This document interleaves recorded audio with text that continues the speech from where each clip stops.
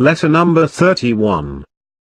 Commandment for Hassan ibn Ali, his son, peace be upon them, when he encamped at Hazireen on his way back from Siffin. In the name of Allah, the Beneficent, the Merciful. From the father who is, shortly, to die, who acknowledges the hardships of the times, who has turned away from life, who has submitted himself to the calamities of time, who realizes the evils of the world, who is living in the abodes of the dead and is due to depart from them any day. To the son who yearns for what is not to be achieved, who is treading the path of those who have died, who is the victim of ailments, who is entangled in their worries of the days, who is a target of hardships, a slave of the world, a trader of its deception, a debtor of wishes, a prisoner of mortality, an ally of worries, a neighbor of grief, a victim of distresses, who has been overpowered by desires, and who is a successor of the dead. Now, you should know that, what I have learnt from the turning away of this world from me, the onslaught of time over me and the advancing of the next world towards me is enough to prevent me from remembering anyone except myself and from thinking beyond myself. But when I confined myself to my own worries, leaving the worries of others, my intelligence saved me and protected me from my desires. It clarified to me my affairs and led me to seriousness wherein there was no trickery and truth which was not tarnished by falsehood. Here, I found you a part of myself, rather I found you my whole, so much so that if anything befell you, it was as though it befell me, and if death came to you it was as though it came to me. Consequently, your affairs meant to me what my own matters meant to me. So, I have written this piece of advice to you, as an instrument of seeking help through it, whether I remain alive for you or cease to exist. I advise you to fear Allah, O my child, abide by His commands, fill your heart with remembrance of Him, and cling to hope from Him. No connection is more reliable than the connection between you and Allah, provided you take hold of it. Enliven your heart with preaching, kill it by denial, energize it with firm belief, enlighten it with wisdom, humiliate it by recalling death.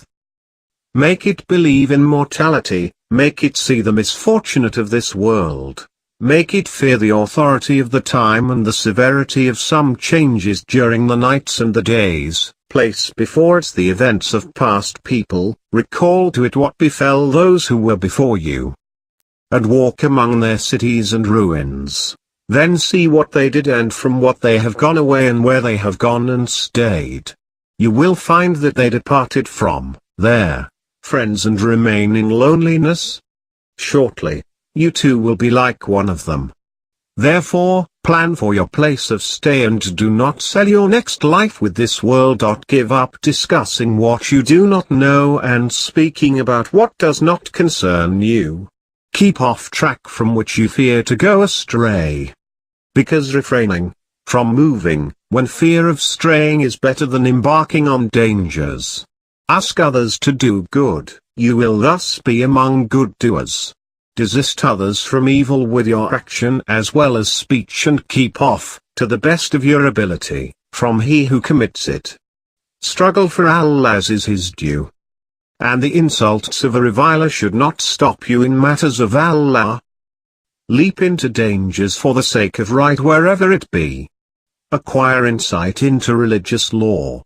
Accustom yourself to endure hardships, since the best trait of character is endurance in matters of right.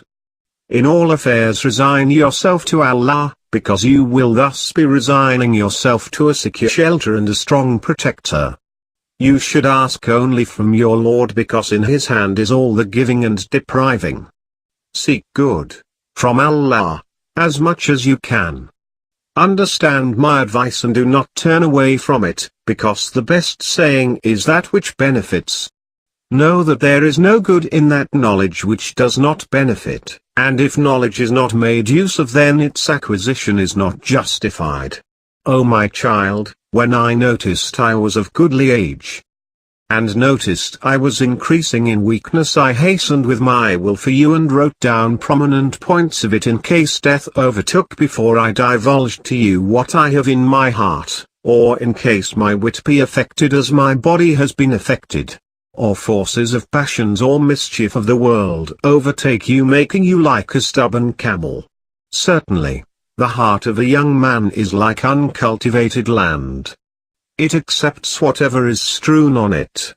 So, I hastened to mold you properly before your heart hardened up and your mind became occupied, so you might be ready to accept through your intelligence the results of the experience of others and be saved from going through these experiences yourself. In this way, you would avoid the hardship of seeking them and the difficulties of experimenting. Thus, you are getting to know what we had experienced, and even those things are becoming clear to you which we might have missed. O my child, even though I have not reached the age which those before me have, yet I looked into their behavior and thought over events of their lives. I walked among their ruins till I was as one of them. In fact, by virtue of those of their affairs that have become known to me, it is as though I have lived with them from the first to the last. I have therefore been able to discern the impure from the clean and the benefit from the harm. I have selected for you the choicest of those matters and collected for you their good points and have kept away from you their useless points. Since I feel for your affairs as a living father should feel, and I aim at giving you training, I thought it should be at a time when you are advancing in age and new on the stage of the world, possessing upright intention and clean heart. And that I should begin with the teaching of the Book of Allah, and its interpretation, the laws of Islam and its commands, its lawful matters and unlawful matters, and that I should not go beyond these for you. Then I feared lest you should get confused as other people had been confused on account of their passions and different views. Therefore, in spite of my dislike for you being so warned, I thought it better for me to make this position strong rather than leave you in a position where I do not regard you safe from falling into destruction. I hoped that Allah would help you in your straightforwardness and guide you in your resoluteness. Consequently, I wrote this piece of my will for you. Know, O my child, what I love most for you to adopt from my will is to fear Allah, to confine yourself to what Allah has made obligatory on you, and to follow the actions of your forefathers and the virtuous people of your household. Because they did not fall short in seeing for themselves what you will see for yourself, and they did about their affairs as you would like to think about your affairs. Thereafter, their thinking led them to discharge the obligations they came to know of and to desist from what they were not required to do. If your heart does not accept this without acquiring knowledge as they acquired it, then your search should first be by way of understanding and learning, and not by falling into doubts or getting entangled in quarrels. And before you probe into this, you should begin by seeking your Allah's help and turning to Him for competence and keeping aloof from everything that throws you into doubt or flings you towards misguidance. When you have made sure that your heart is clean and humble, and your thoughts have come together and you have only one thought which is about this matter, then you will see what I have explained to you. But if you have not been able to achieve that piece of observation and thinking which you would like to have, then know that you are only stamping the ground like a blind she-camel and falling into darkness, while a seeker of religion should not grope in the dark or create confusion. It is better to avoid this.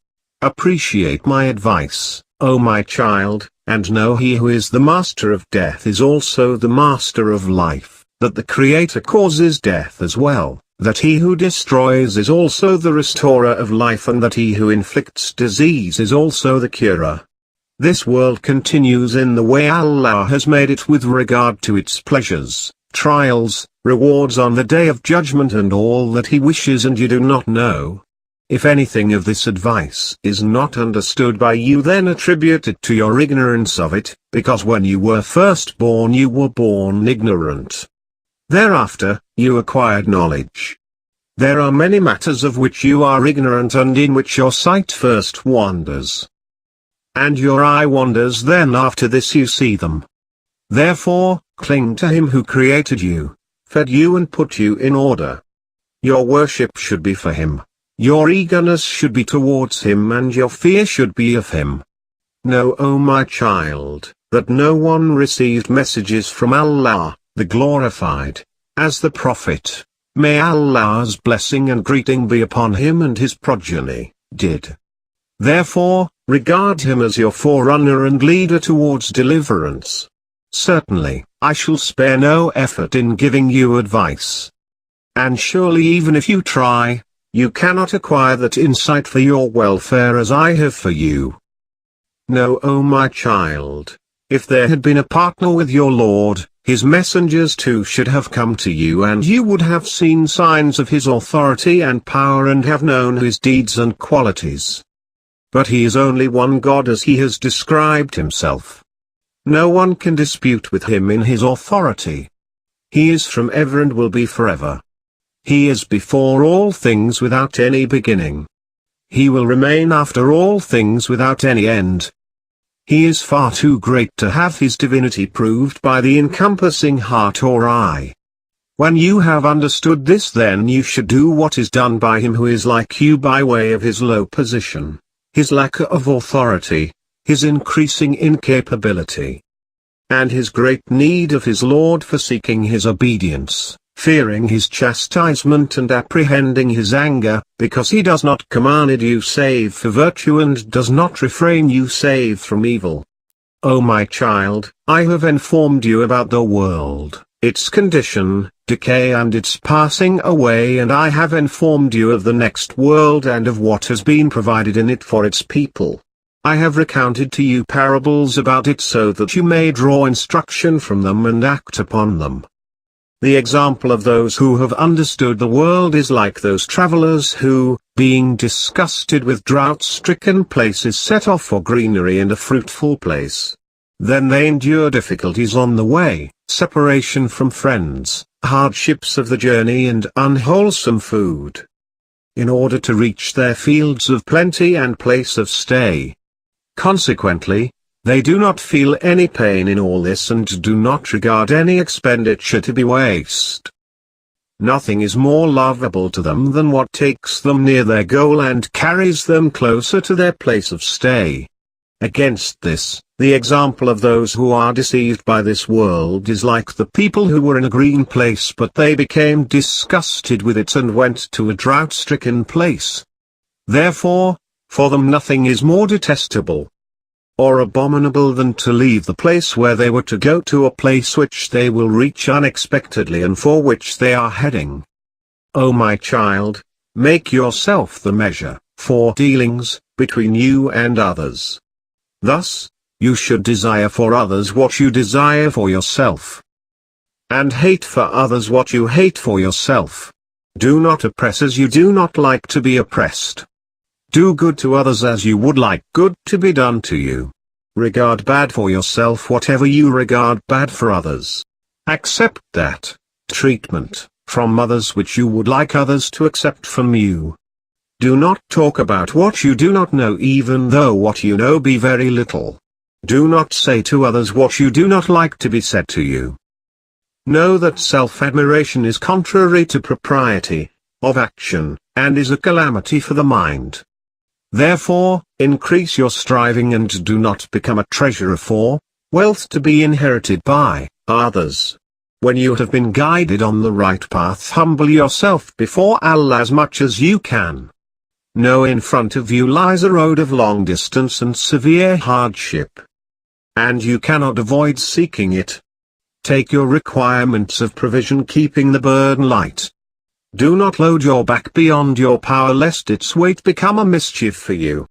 Whenever you come across a needy person who can carry for you your provision to hand it back to you on the day of judgment when you will need it, then accept him as a good opportunity and get him to carry it.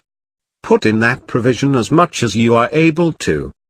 For it is likely that if you may need him, afterwards, you may not get hold of him. If a person is willing to borrow from you in the days of your affluence to pay it back to you at the time of your need, then make use of this opportunity. Know that in front of you lies an impassable valley wherein the light-burdened man will be in a better condition than the heavy-burdened one. And the slow-paced would be in a worse condition than the swift-paced. Your terminating point at the other end of this passage will necessarily be either paradise or hell. Therefore, investigate for yourself before alighting, and prepare the place before getting down. Because after death there can be no preparation nor return to this world. Know that he who owns the treasuries of the heavens and of the earth has permitted you to pray to him and has promised you acceptance of the prayer. He has commanded you to beg from him in order that he may give you, and to seek his mercy in order that he may have mercy on you. He has not placed anything between you and him that may veil him from you. He has not required you to get a mediator for you to him, and if you err, he has not prevented you from repentance. He does not hasten with punishment. He does not taunt you for repenting, nor does he humiliate you when humiliation is more appropriate for you. He has not been harsh in accepting repentance. He does not severely question you about your sins. He does not disappoint you in his mercy. Rather, he regards abstention from sin as a virtue. He counts your one sin as one while he counts your one virtue as 10. He has opened for you the door of repentance. Therefore, whenever you call him he hears your call, and whenever you whisper to him he knows the whisper. You place before him your needs, unveil yourself before him, complain to him of your worries, beseech him to remove your troubles, seek his help in your affairs and ask from the treasuries of his mercy that which no one else has power to give, namely length of life, health of body and increase in sustenance. Then he has placed the keys of his treasuries in your hands in the sense that he has shown you the way to ask him. Therefore, wherever you wish, open the doors of his favor with prayer, and let abundant rains of his mercy fall on you.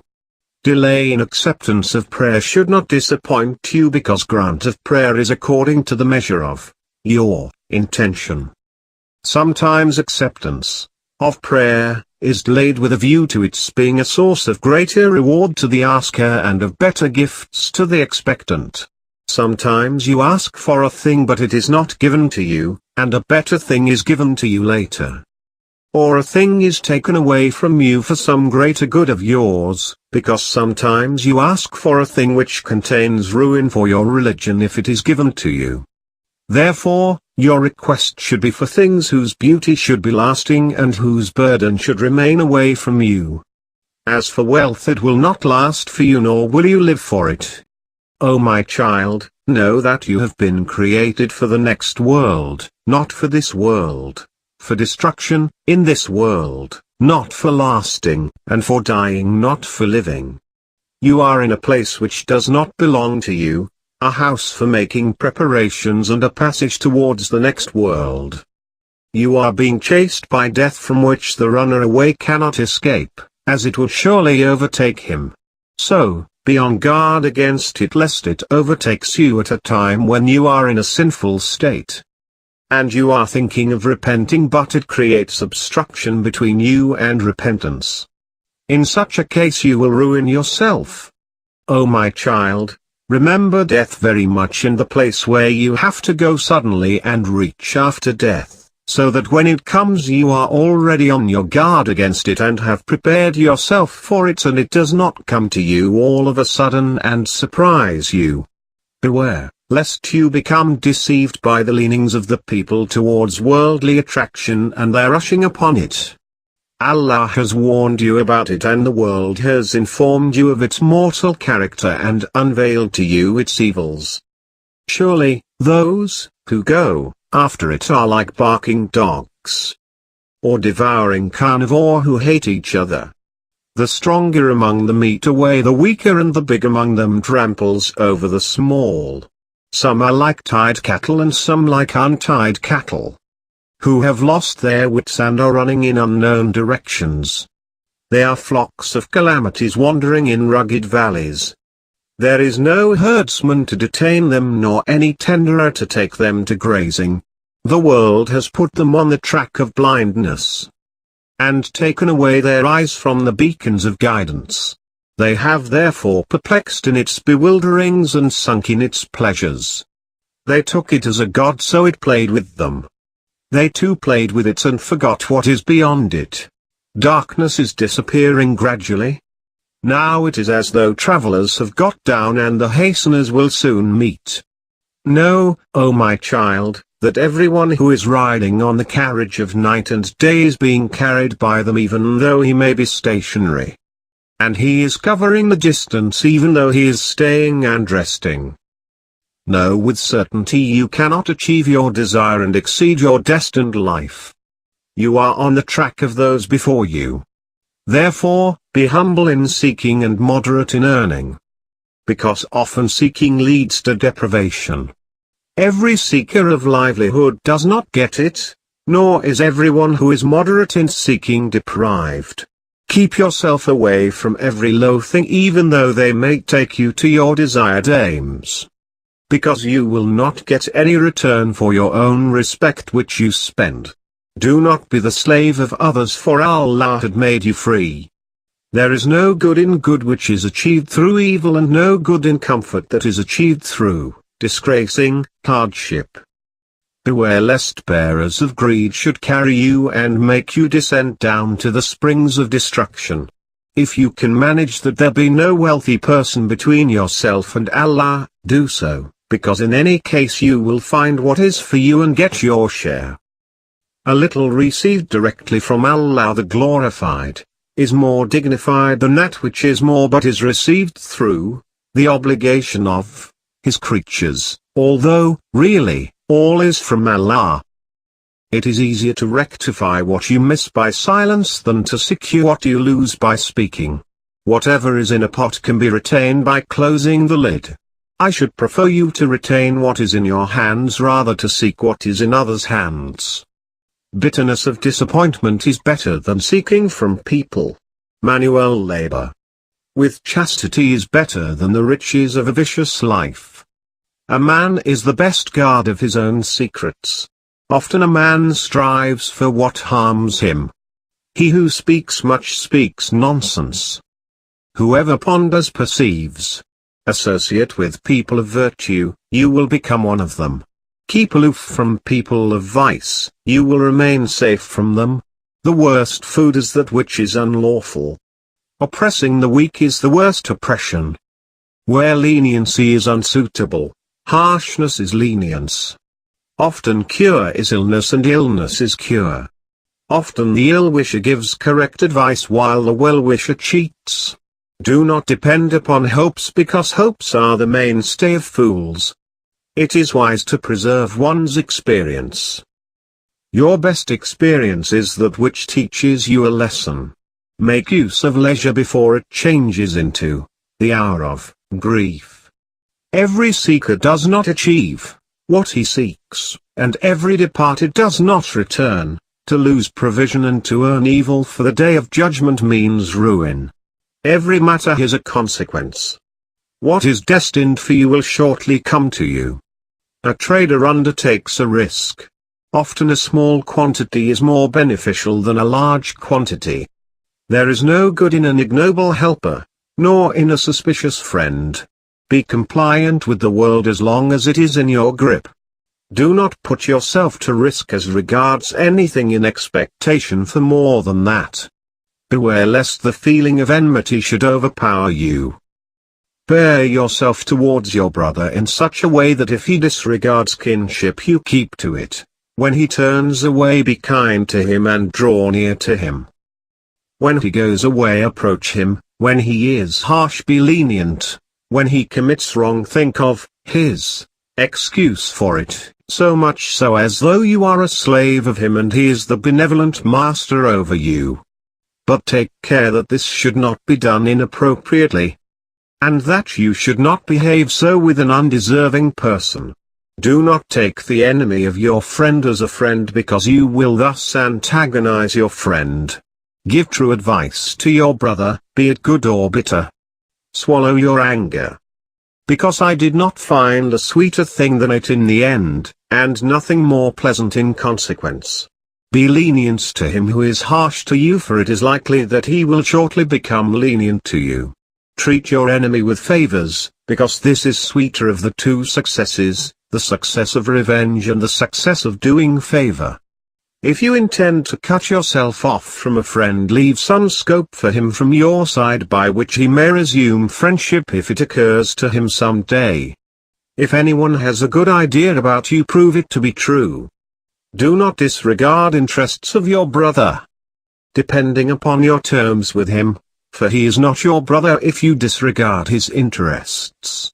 Your household should not become the most miserable people through you. Do not lean towards him who turns away from you. Your brother should not be more firm in his disregard of kinship than you in paying regard to it. And you should exceed in doing good to him than is evil to you. Do not feel too much the oppression of a person who oppresses you, because he is only busy in harming himself and benefiting you. The reward of him who pleases you is not that you displease him. Know, O my child, that livelihood is of two kinds, a livelihood that you seek and a livelihood that seeks you, which is such that if you do not reach it, it will come to you. How bad it is to bend down at the time of need and to be harsh in riches. You should have from this world only that with which you can adorn your permanent abode.